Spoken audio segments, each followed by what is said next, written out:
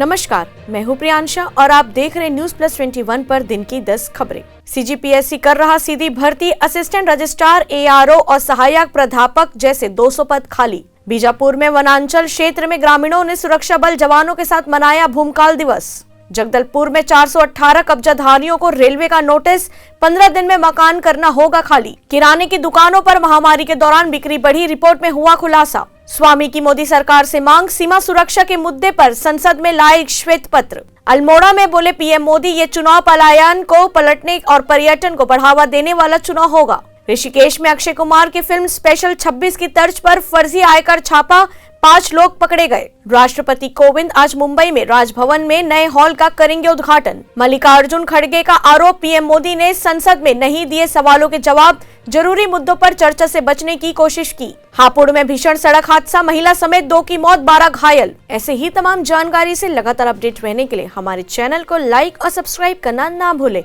Notification के लिए bell icon जरूर दबाएं। देखते रहिए न्यूज प्लस 21, आपके हक की बात।